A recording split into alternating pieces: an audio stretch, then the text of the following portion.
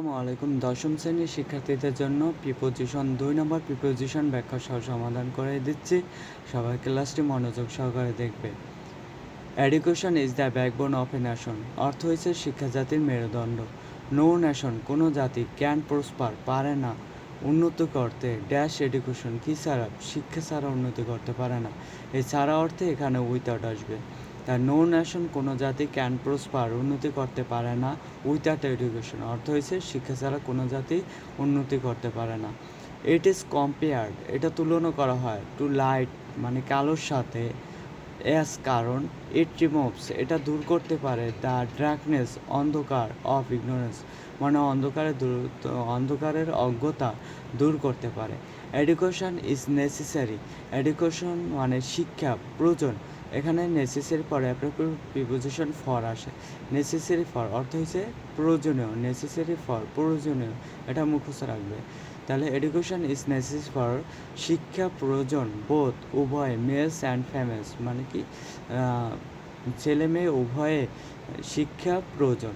এখানে প্রয়োজন অর্থে নেসেসারি ফর বসে, এবং নেসেসারি ফর একটা অ্যাপ্রোপ্রিয়েট প্রিপোজিশন, এটা সবসময় মুখস্থ রাখবে। নেসেসারি পেলে তোমরা ফর বসিয়ে দেবে।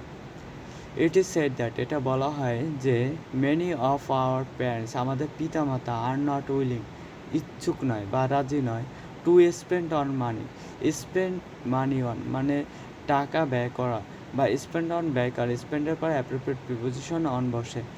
স্পেন্ড অন মানি অর্থ হয়েছে কারো পিছনে খরচ করা, ঠিক আছে। এখানে তোমরা মনে রাখবে স্পেন্ডের পর অন বসে, স্পেন্ড অন খরচ করা। দেয়ার ডটার্স, তাদের কন্যাদের, এডুকেশন মানে শিক্ষা। এটা বলা হয় যে আমাদের পিতামাতারা তাদের কন্যাদের পিছনে বা তাদের মেয়েদের পিছনে টাকা খরচ করতে ইচ্ছুক নয়। দে থিঙ্ক দ্যাট, তারা চিন্তা করে যে গার্লস আর বর্ন, মানে কি মেয়ে জন্মগ্রহণ করে to beget and rear children, মানে দে থিঙ্ক দ্যাট, তারা চিন্তা করে গার্লস আর বর্ন, মানে কি বালিকারা বা মেয়েরা জন্মগ্রহণ করে সন্তান লালন পালন করার জন্য। দ্য রোল অফ, রোলের পর অ্যাপ্রোপ্রিয়েট প্রিপোজিশন অফ বসে। রোল অফ অর্থ হচ্ছে ভূমিকা, এটা মানে সরাসরি মুখস্থ রাখবে, আর যেখানে রোল পাবা ওইখানে অফ বসাই দেবা। রোল অফ ভূমিকা পালন করে এই হাউস ওয়াইফ, গৃহিণী। ইফ যদি, উই ডোন্ট চেঞ্জ আওয়ার, যদি আমাদের আউটলুক অন, মানে কি আউটলুক অ্যাবাউট বসালে হয়,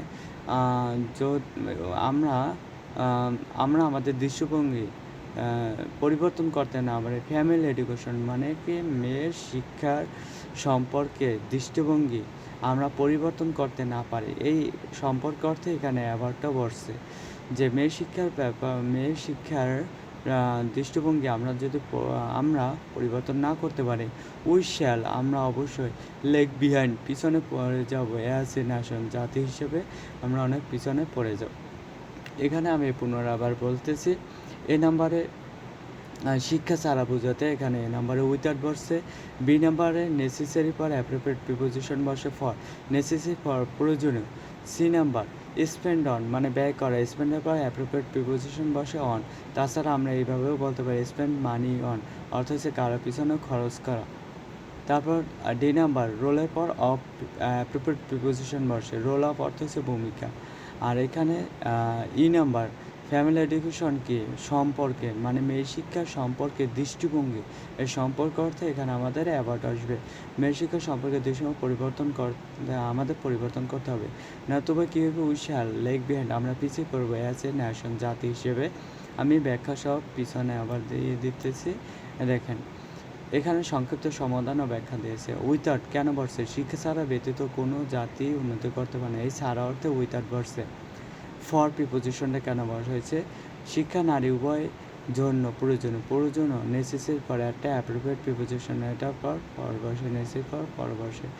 অন, স্পেন্ড অন মানি মানে স্পেন্ড মানি অন, অর্থ হচ্ছে কোনো খাতে বা কোনো পিছনে ব্যয় করা, অর্থে এখানে বোঝাতে স্পেন্ড মানি অন বসে, বা কারো পিছনে ব্যয় করা, এটা ডাইরেক্টলি মুখস্থ রাখতে হবে।